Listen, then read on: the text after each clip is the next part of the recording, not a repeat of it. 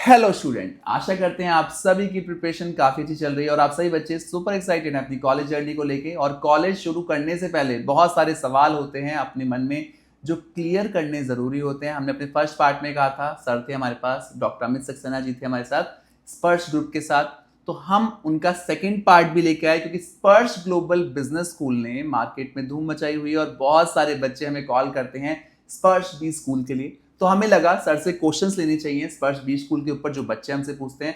तो आज की वीडियो में हम आपके लिए क्या है वो सारे सवाल जो स्पर्श बिजनेस स्कूल की जर्नी को क्लियर करेंगे और आपके मन के डाउट्स को करेंगे छूमंतर। बिना देरी के शुरू करते हैं आज की वीडियो और देते हैं आप सभी के सवालों के जवाब।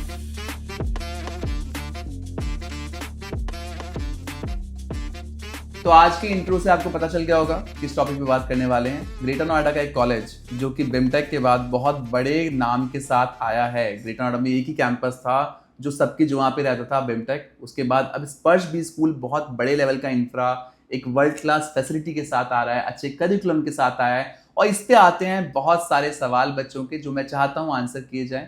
और हमारे साथ थे डॉक्टर अमित सक्सेना जो स्पर्श ग्लोबल बिजनेस स्कूल के साथ जुड़े हुए हैं, स्पर्श ग्रुप के साथ इनफैक्ट जुड़े हुए हैं सर।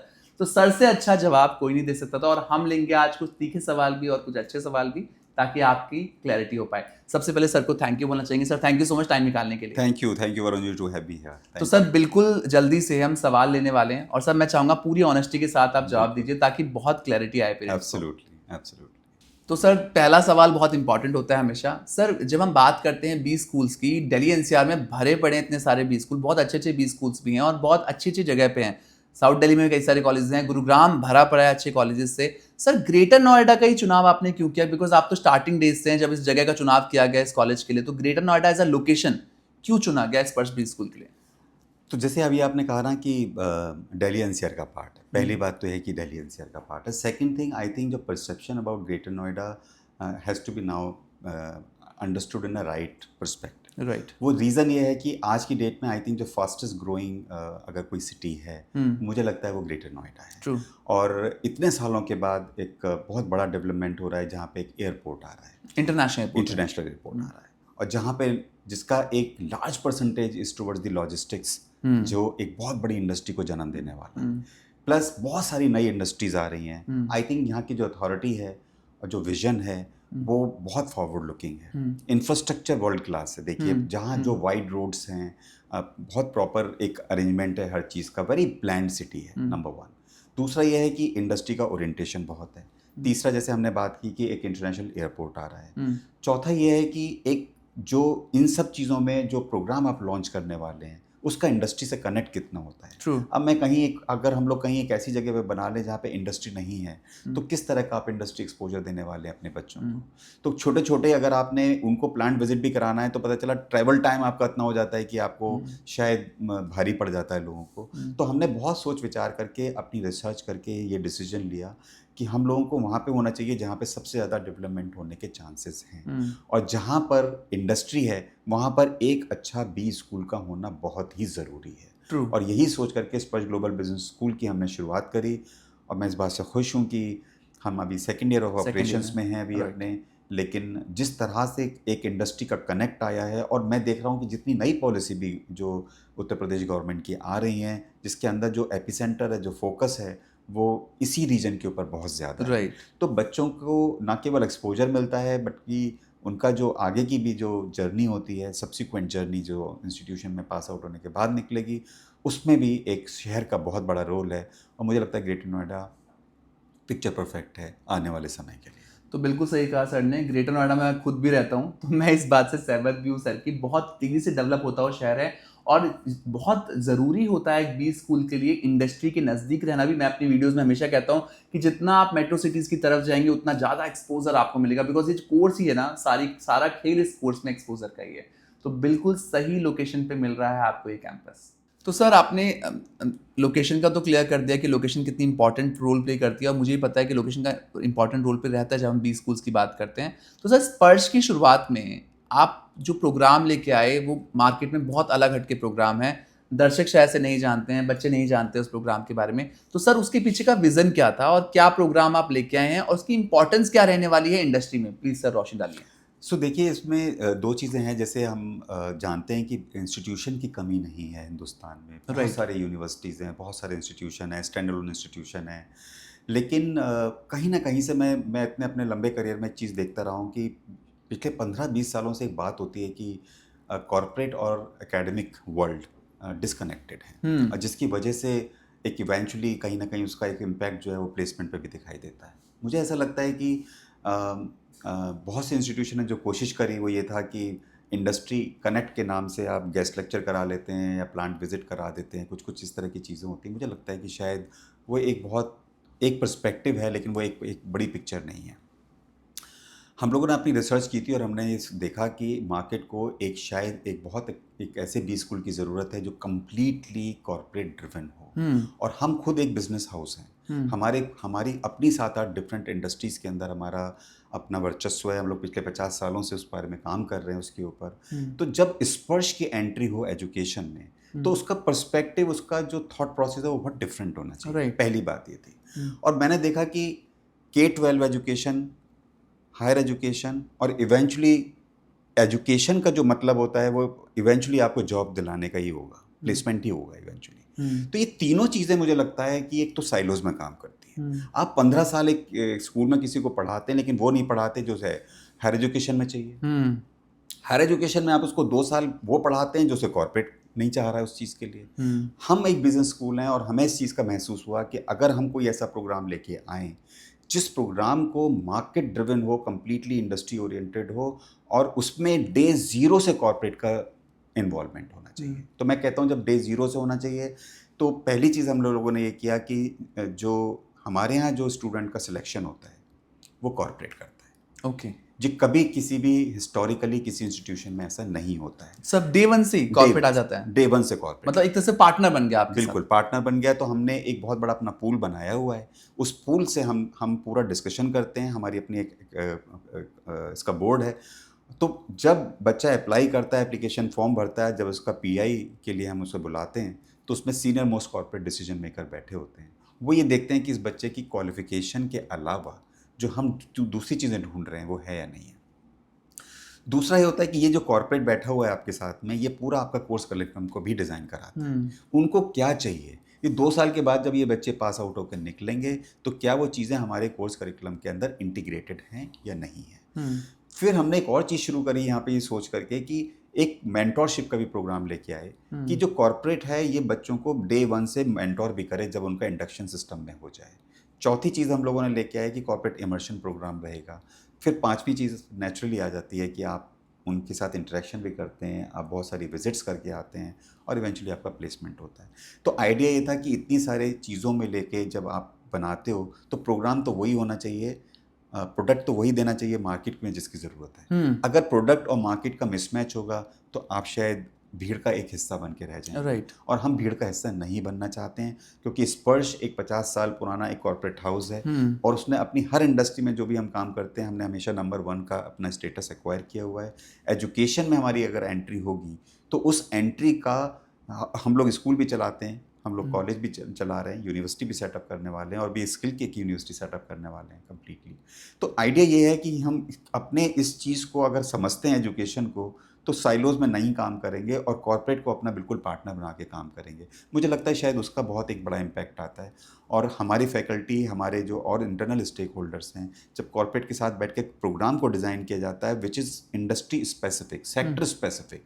अब आप देखिए कि कोई टेक्नोलॉजी ड्रिवन चीज़ हो रही तो कहीं एग्रो बिजनेस जा रहा होगा, तो कहीं पे मार्केटिंग है, तो कहीं फाइनेंस है, तो कहीं लॉजिस्टिक्स है, और उस तरह की सारा आपको जो शहर है, जो आपका ग्रेटर नोएडा का सिटी है, उसमें इस तरह की सारी इंडस्ट्री ऑलरेडी अवेलेबल भी है।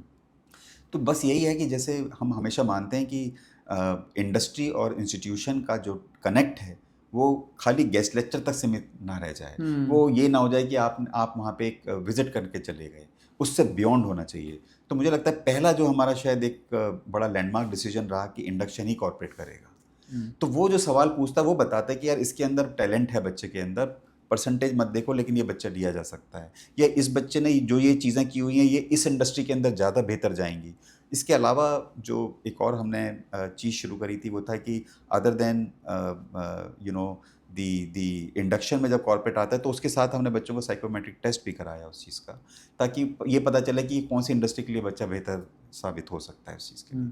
तो यही मुझे लगता है कि कुछ कुछ चीज़ें हैं जो स्पर्श ग्लोबल बिजनेस स्कूल को इस मार्केट में एक अलग तौर तरीके से खड़ा करने की कोशिश है। और मुझे लगता है कि जो हमारा अभी तक के एफर्ट्स रहे हैं और जो कॉर्पोरेट के ब्लेसिंग्स मिली हुई हैं इन सब चीज़ों के ऊपर, वो बहुत कॉम्प्लीमेंट कर रही हैं और बच्चे इस चीज़ के लिए काफ़ी एंजॉय भी कर रहे हैं उन सब चीज़ों में। क्योंकि आप जब किसी सीईओ के साथ, आप किसी सीनियर मोस्ट पर्सन के साथ बैठ करके जब आप कॉफ़ी पे डिस्कशन कर रहे होते हैं इंडस्ट्री के बारे में, ये अपने आप में बहुत बड़ा लर्निंग एक्सपीरियंस है। Very true. नहीं तो बच्चा जब जाता है तो एज ए मैनेजमेंट ट्रेनी जाता है, उसको तो अपने बॉस के कमरे तक बाहर से निकलने में शायद बहुत टाइम लगता है, टाइम 3-4 है साल उसको। लग जाते हैं वहाँ जी, तक जी। पहुँचने में, तो राइट? आज अगर हम बैठ के सामने बात कर रहे हैं, उसको बता रहे हैं कि इंडस्ट्री, और ये जितने बड़े बड़े कॉर्पोरेट आ रहे हैं, ये इनकी 2-2 3-3 दिन की वर्कशॉप लेते हैं, पूरा टाइम कैंपस में स्पेंड करते हैं, उन्हीं के साथ हॉस्टल में एंड दिस इज रहते द हैं, रीजन रेजिडेंशियल कैंपस है आपका। Residential camp. तो ये बहुत बड़ी चीज़ होती है, क्योंकि जब आप डे स्कॉलर होते हो तो कहीं ना कहीं आप 3-4 बजे चले जाते हैं। राइट, आपके पास 24/7 आपके पास स्ट्रेंथ है। हम संडे को भी काम करते हैं, हमारी क्लासेस शाम को 7:30 बजे तक चल रही होती हैं।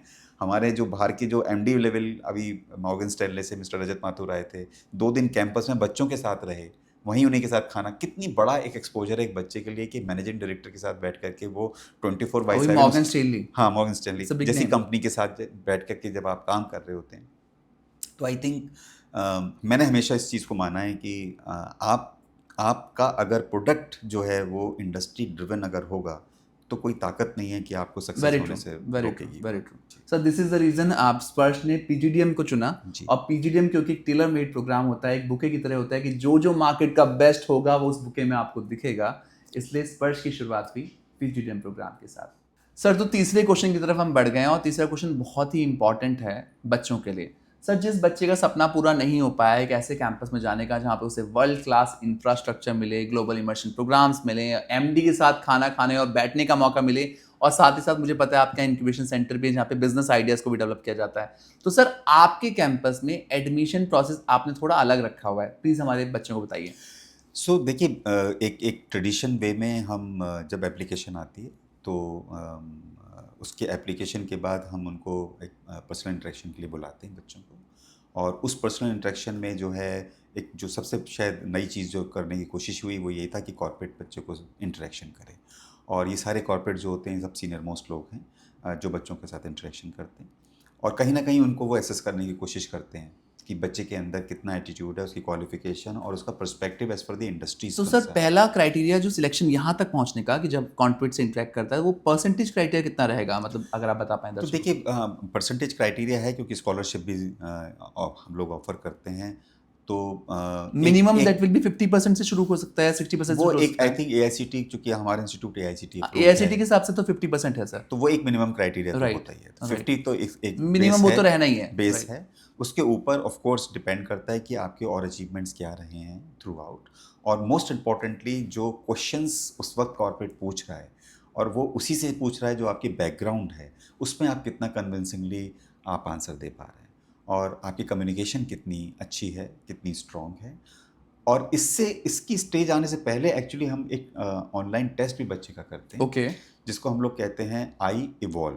हाँ okay. जी। तो इसमें जो there are 6 different parameters, on that basis हम we try to assess a child कि ये जो एंटरप्रेन्योरशिप से लेकर के, लीडरशिप से लेकर के, इसकी वर्सटाइलिटी से लेकर के, इसके एनवायरनमेंट कॉन्शियसनेस से लेकर के, ये बच्चा कितना अवेयर है।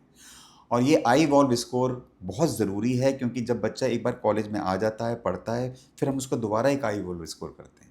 तो हम ये ट्रांजिशन बताना चाहते हैं कि जब आप आए थे तो आप ये थे, अब आप जा रहे हैं तो आप ये बन पूरी जर्नी ट्रैक ट्रैक कर रहे हैं उस चीज़ के लिए। तो that's one another difference which we have brought into the whole system, which again मुझे लगता है कि ये शायद हिंदुस्तान में नहीं, ये पूरे वर्ल्ड में कोई भी आई इवॉल्व जैसे टेस्ट नहीं करता है, और ना ही कोई इसका कोई कंपैरेटिव एनालिसिस करके देखता है कि ये इंस्टीट्यूशन का कंट्रीब्यूशन है आपकी जर्नी में 2 साल के लिए।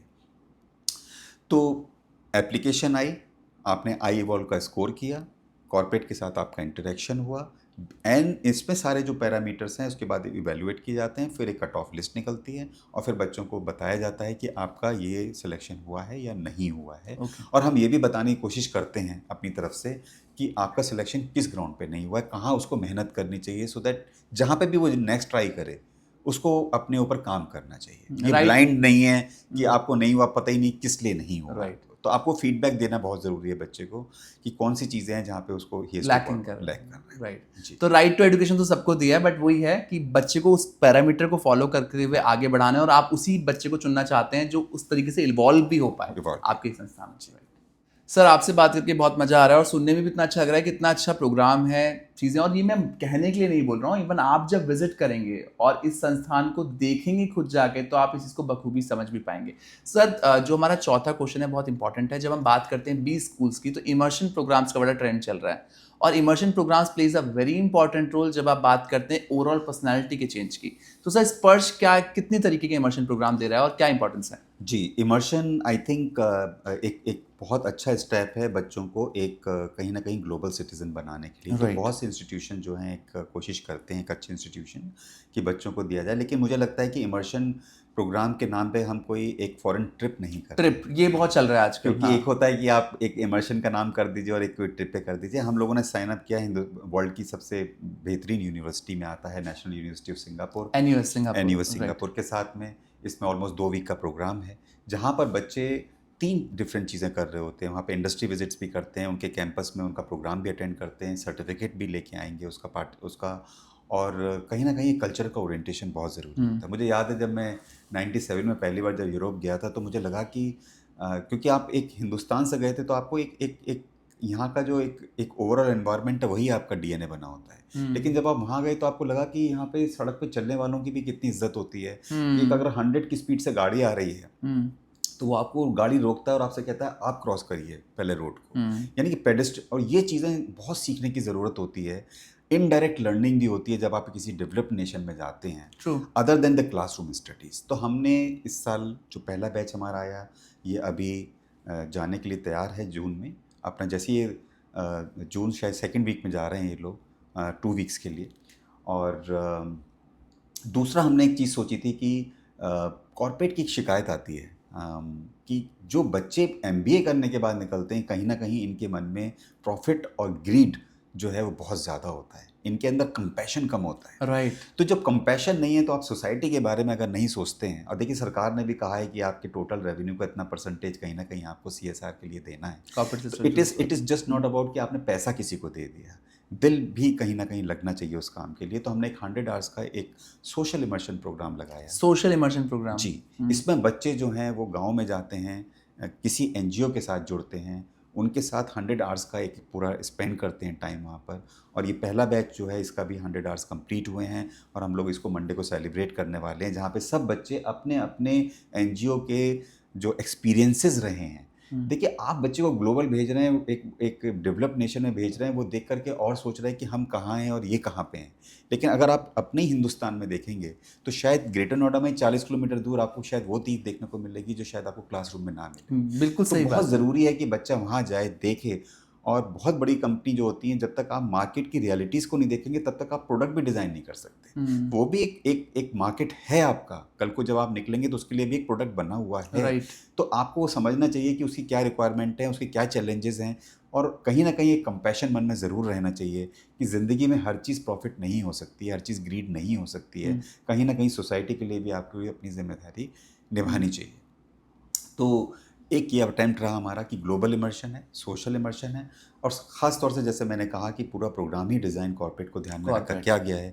तो ये 2 महीने का एक कॉर्पोरेट इमर्शन प्रोग्राम भी होता है, जिसके अंदर बच्चे जो हैं वो एक पूरी एक जर्नी उनकी होती है। और ख़ास तौर से ये नहीं कि कॉर्पोरेट इमर्शन में किसी भी बच्चे को किसी भी प्रोग्राम में भेज दिया जाएगा। हम बच्चों से पूछते हैं आपको फ्यूचर में किस लाइन में जाना था, आपको वो कॉर्पोरेट इमर्शन उसी लाइन में दिया जाए। अगर मैं मान लीजिए मुझे एग्री में इंटरेस्टेड है, एग्री बिजनेस में, या मैं एनालिस्ट बनना चाहता हूँ, या फाइनेंशियल में कोई प्रोग्राम करना चाहता हूँ, तो मैं उसी तरह की कंपनीज़ में अपने इमर्शन प्रोग्राम करके आऊँ जो मेरी स्टडीज़ को और मेरे फ्यूचर को कॉम्प्लीमेंट करे। ये बहुत ज़रूरी है। तो 3 इमर्शन प्रोग्राम हैं, कॉर्पोरेट इमर्शन, सोशल इमर्शन और ग्लोबल इमर्शन। और इस साल हम लोग जो नेक्स्ट बैच की तैयारी कर रहे हैं, इसमें हमने यूरोप के ट्रिपल क्राउन इंस्टीट्यूशन के साथ हम लोग साइन अप कर रहे हैं, जहाँ पर फिर वही वाली चीज़ हो जाती है कि बच्चा जो है जब एक बहुत डेवलप्ड नेशन में जाता है और एक बहुत top world class Ivy League institution में जब जाता है, तो उसका एक्सपोजर, उसकी फैकल्टी, उसका एनवायरनमेंट वहाँ देखता है कि छोटी छोटी चीज़ें जो हैं लाइफ में कितनी इंपॉर्टेंट हो सकती हैं। अब देखिए हिंदुस्तान में, मैं छोटा सा एक आपको एग्जांपल देता हूँ। अगर हम यहाँ पे बात करते हैं तो कहीं ना कहीं हमें एक स्वच्छता का अभियान चलाना पड़ता है लोगों को सेंसिटाइज करने के लिए। अब ये बच्चे भी सिंगापुर जाएंगे, ये देख के आएंगे कि आप च्युइंगम भी सड़क पे नहीं फेंक सकते हैं क्योंकि इतना हैवी ड्यूटी फाइन लगा हुआ है। ये इनडायरेक्ट लर्निंग होती है, क्लास की लर्निंग नहीं होती है, और ये लाइफ टाइम याद रहती है, हमेशा याद रहेगी। हमेशा याद रहेगी कि देखिए इस कंट्री के अंदर जो छोटा कंट्री है, लेकिन आपको कहीं पे भी कोई ऐसी चीज़ नहीं दिखाई देगी, या आपको कैसे उसको आपके लाइफस्टाइल का पार्ट बन जाता है उस चीज़ का। तो बहुत सारी चीज़ों को ध्यान में रखते हुए प्रोग्राम डिज़ाइन हुआ, और मुझे लगता है ये तीनों इमर्शन प्रोग्राम बच्चों को एक 360 डिग्री व्यू देते हैं। और उस वजह से जब वो पास आउट होकर निकलेंगे तो ना केवल एक उनको वर्ल्ड क्लास इंस्टीट्यूशन का एक्सपोजर मिल रहा है, उनको सोशल इमर्शन की वजह से उनको एनजीओज या गांव की लाइफस्टाइल पता लग रहा है, और मोस्ट इंपॉर्टेंटली उनको कॉर्पोरेट की वर्क कल्चर पता लग रहा है। तो एक तरह से आप हर क्षेत्र पे उसको टारगेट करवा रहे हैं कि आपको हर क्षेत्र की अनुभव होना ज़रूरी है, चाहे आप गाँव की बात करें, चाहे आप कॉर्पोरेट्स की बात करें, चाहे आप इंटरनेशनल सिनेरियो देखें। तो बिल्कुल सही कहा सर ने, बहुत कुछ मिलने वाला है आपको इस प्रोग्राम में, जिसके लिए आपको विजिट करना ज़रूरी है समझने के लिए। सर अब हम अंतिम क्वेश्चन की तरफ आ गए हैं, और मैं ना ये क्वेश्चन पूछते हुए आपसे थोड़ा डर भी रहा हूँ, क्योंकि आपने शुरू में कहा कि वरुण प्लेसमेंट का नहीं रहता किसी में, पर प्लेसमेंट इंडिया में जब हम बात करते हैं कॉलेजेस की, पेरेंट्स हो या बच्चे, उनका पहला सवाल ये होता है सर प्लेसमेंट कैसे होंगे। दो आपने स्पर्श का बताया पूरा कि कैसे टीचिंग पैथोलॉजी रहेगी, क्या हम दे रहे हैं, इंटरनेशनल सर्टिफिकेशन कैसे करवा रहे हैं। तो सर मुझे दिख तो रहा है कि आपका विजन क्लियर है, आप प्लेसमेंट दे पाएंगे, बट आप दर्शकों को बताइए कि प्लेसमेंट्स के लिए आप क्या एक्स्ट्रा कर रहे हैं।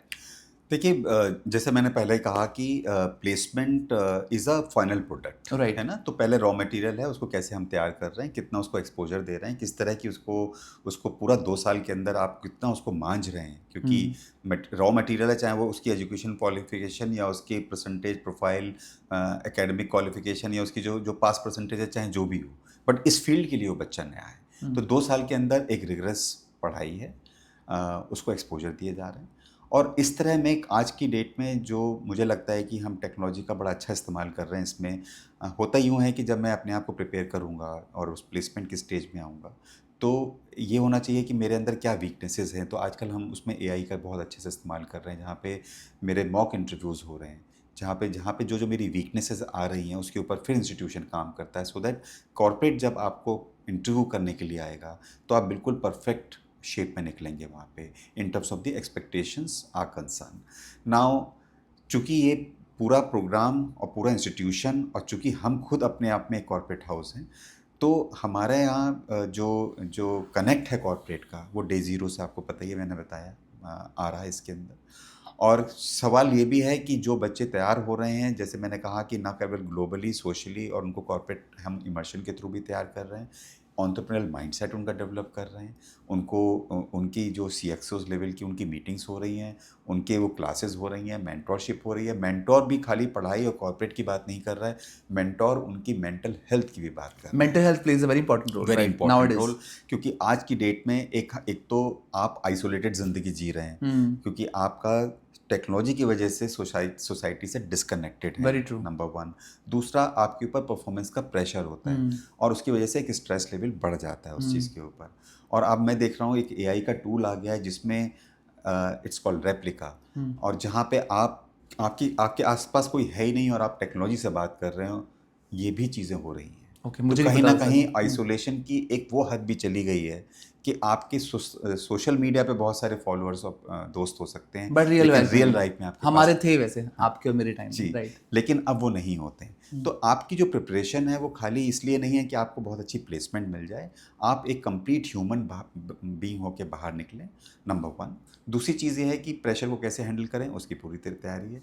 तीसरी चीज़ ये है कि जो कॉर्पोरेट को चाहिए उसको जब आप लेके आते हो, तो जैसे मैंने कहा कि प्लेसमेंट का जो क्राइटेरिया है हर कॉर्पोरेट का अलग हो सकता है, लेकिन कहीं ना कहीं हर एक अच्छा कॉर्पोरेट जब वो कॉर्पोरेट इंटरव्यू के लिए जाता है, तो वो ढूंढ रहा होता है बच्चे की 3-4-5 चीज़ें वो ढूंढ रहा होता है। उसकी कम्युनिकेशन स्किल्स ढूंढेगा, उसकी नॉलेज ढूंढेगा, उसका एटीट्यूड ढूंढेगा, उसके स्किल सेट को ढूंढेगा। और मुझे लगता है कि हम इन सब चीज़ों पे अच्छे से तैयार कर रहे हैं, और हमारे पास एक कॉर्पोरेट का अच्छा पूल है, जो ऑलरेडी लोग ऑन बोर्ड हैं, जो डे ज़ीरो से बच्चों के साथ जुड़े हुए हैं। अब मान के चलिए कि अगर मैं डे ज़ीरो से मैंने आपका इंटरव्यू किया, मैंने आपकी मेंटोरशिप करी, मैंने आपके साथ सेशन लिए, मैंने आपके साथ कॉर्पोरेट इमर्शन भी कर लिया, तो मुझे तो पता है कि आपकी जर्नी क्या है। और आपके अगर मैं 2 साल से आपको देख रहा हूँ तो मैं आपके 5 राउंड ऑफ इंटरव्यू लेके आपको सिलेक्ट नहीं करूंगा, मैं आपको पहले ही सिलेक्ट कर लूंगा कि वरुण मेरे साथ काम करेंगे, because he has gone through my eyes from last 2 years. So the process of interaction with the corporate should not be limited to the period wherein when you say कि my recruitment drive is now open. We invite corporate throughout the year for 2 years. और day zero से था, day zero से चल रहा है. तो day zero से जब चल रहा है तो अगर मैं किसी को मेंटोर हूँ और कोई मेरे साथ किसी के साथ मैंने अपना नाम जोड़ा एज ए मेंटोर, तो बच्चा प्लेस नहीं होगा, ये तो हो नहीं सकता. उसको मैं लूंगा या दूसरा कोई लेके जाएगा और बहुत प्राइड के साथ लेके जाएगा. This child is a complete package as far as the industry is concern. अब सवाल आता है पैकेज का. तो हर कंपनी के अपने एक पैकेज के अपने प्राइस बैंड होते हैं और उस प्राइस बैंड के अंदर कोशिश यही होती है कि आप बेहतर परफॉर्म करें और बेहतर प्राइस बैंड को लेके जाएं. तो कहीं कहीं आप देखेंगे कि एक सेम कंपनी जो होती है मल्टीपल कैंपस में जाती है और डिफरेंट प्राइस पॉइंट के ऊपर लोगों को हायर करती है. ये मेरे ऊपर डिपेंड करता है एज ए स्टूडेंट कि मैं अपने आप की परफॉर्मेंस के लेवल को कैसे एनहेंस करूं. और जैसे मैंने कहा कि जब हम इंटरेक्शन कराते हैं, बच्चों की मॉक प्रिपरेशन भी कराते हैं, तो आजकल AI ड्रिवन बहुत सारी चीज़ें ऐसी आ चुकी हैं जहाँ पे क्वेश्चन मुझसे वर्चुअली पूछे जाएंगे.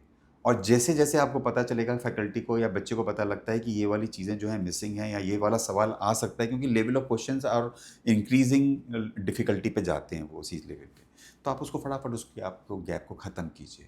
तो प्रॉब्लम ये है कि प्रॉब्लम का सोल्यूशन आप अगर लेके आ रहे हैं, इसलिए PGDM का प्रोग्राम होना, इंडस्ट्री के साथ कनेक्ट होना, उस तरह का एक पूल बनाना जो आपको शुरू से डे जीरो से आपको तैयार अपनी आंखों के सामने तैयार कर रहा है. तो मुझे लगता है कि कॉर्पोरेट की अपनी रिस्पॉन्सिबिलिटी होती है एक अच्छे बच्चे को चूज करके, तो उसका आउटकम तो बेहतर प्लेसमेंट होना ही है. मुझे लगता नहीं कि इसके अंदर कोई चैलेंज आएगा. और मैंने पहले भी इस बात को माना है कि जब कंट्री ग्रो करता है, कंपनी ग्रो करती है, तो सबको एक अच्छे मैन पावर की ज़रूरत होती है. और वो मैन पावर में पहली शायद सीढ़ी ऐसी होती है जिसमें आपका इंस्टीट्यूशन और आपकी डिग्री, डिप्लोमा, ये सब देखा जाता है. उसके बाद सिर्फ आपकी परफॉर्मेंस और आपका एटीट्यूड काम आता है, बाकी कोई चीज़ काम नहीं. तो बिल्कुल सही कहा सर ने कि प्लेसमेंट तो होना ही होना है, क्योंकि इतना सब कुछ मिल रहा है यहाँ पे. और ये सब बातें ना कहने की नहीं है, आप जाइए कैंपस में, आप मिलिए, विजिट कीजिए, बच्चों से बात कीजिए. इनफैक्ट सर सबके लिए दरवाजे खुले होंगे विजिट करने के लिए. बिल्कुल, राइट. तो आप जब जाके खुद देखेंगे, इंटरेक्ट करेंगे फैकल्टी के साथ, वहाँ पे चीज़ों को देखेंगे, एनवायरनमेंट देखेंगे, एम्बियंस देखेंगे कैंपस का, तो जो आपका आखिरी सवाल है ना, इसका जवाब आपको पहले दिन मिल जाएगा. तो आशा करते हैं आपको आज की वीडियो के माध्यम से हम बहुत सारी जानकारी दे पाए हैं स्पर्श ग्लोबल बिजनेस स्कूल के ऊपर, और आपके कई सारे डाउट भी क्लियर हुए हैं इस कैंपस के लिए. आशा करते हैं 2025 आप सभी के लिए बहुत ही अच्छा रहने वाला है, और आप जहां भी एडमिशन ले वहां पे आप धमाकेदार प्लेसमेंट के साथ अपनी जिंदगी की शुरुआत कर सकें और अपने जीवन को अच्छे से आगे बढ़ा पाएं. Thank you so much for watching us. Best of luck.